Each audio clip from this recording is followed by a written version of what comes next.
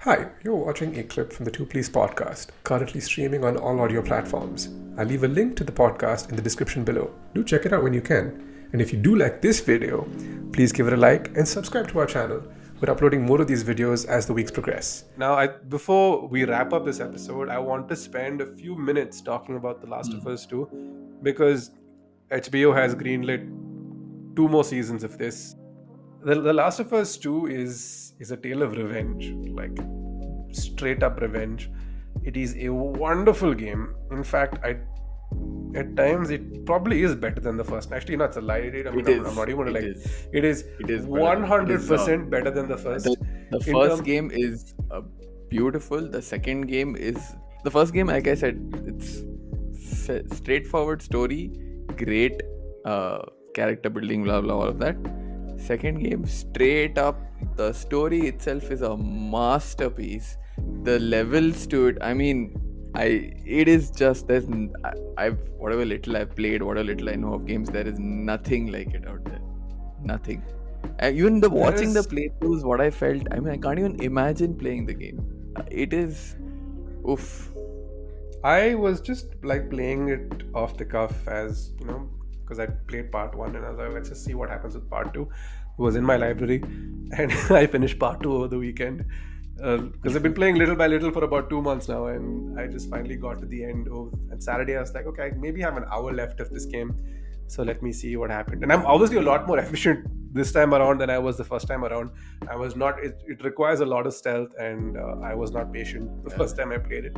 Second time around, I was like, okay, I know how to like navigate this world a lot more efficiently.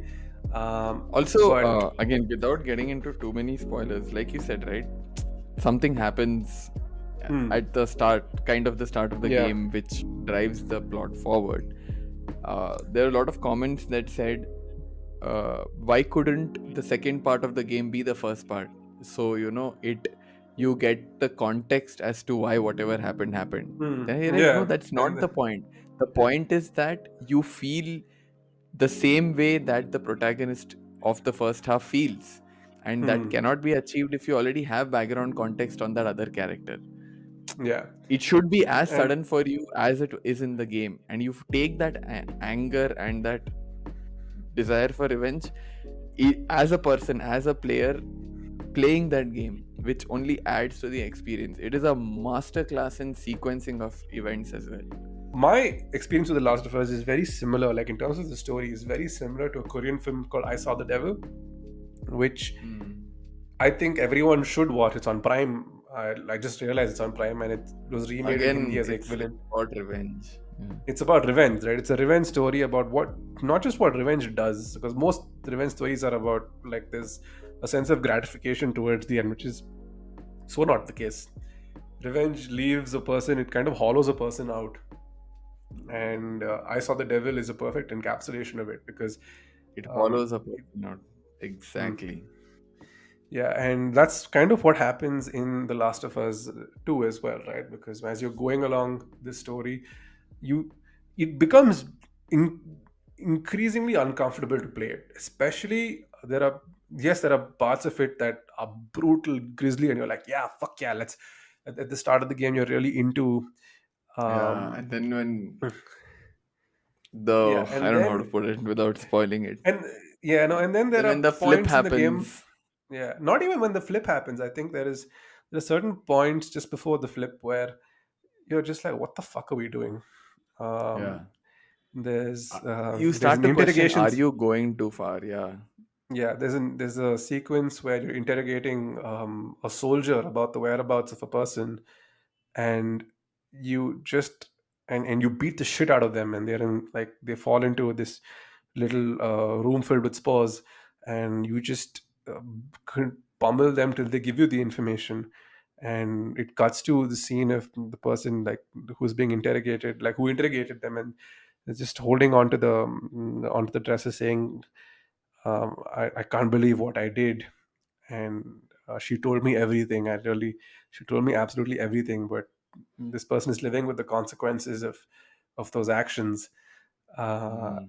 and of course, there's the whole aquarium sequence, which which is just before the flip where where the protagonist really realizes that what a monster they've become.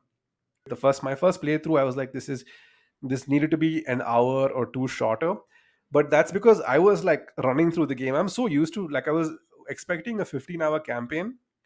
And my first criticism of when I played the game was, if you're telling a story that requires revenge to be such a main plot point, you can't have it over such an extended period, because the game is not easy. It is, even on a normal difficulty, it takes a lot of effort and a lot of It's patience. very hard. It's very taxing, and by the end of it, you are exhausted and you are not happy. And it's not a happy feeling. The game does not have a happy ending. I'll say that. Yeah. um it, and if anything, it leaves you feeling empty and distraught. I'm And telling you, it's the way they've mm, structured the narrative, right from that pivotal event making you angry to the end of the game leaving you hollow. It is literally made to designed to make you feel the effect if you were to be taking revenge, how you would the feel. bait It and switch literally is physiologically not makes you alien. feel Yeah, that, which is brilliant, dude. it's not alien to games. Like Metal Gear Solid 2 had does something very similar. A bunch of games have done something very similar, where you're just, and Naughty Dog aren't idiots. They knew that this would divide the fan base. Hmm. Yet you see, every day you see a lot more people turning, who are like, you know what, I hated The Last of Us 2 when it came out, but I love that game now. I understood it. It takes time. And Hmm. I thought when I finished it the first time, I would never play it again, purely because of how I felt at the end. And I loved the Hmm. game when I first played it. But when I got to It the end takes a of lot that, out of you. I was zonked. And Amash, my friend, my roommate, was also like, dude, that was amazing, but that was a lot. Hmm. And he's a big Last of Us fan. Like, and even we were both, like, in terms of creative choices, the game, we were on board. I don't think for a second we doubted that, you know what, this was the wrong thing to have done.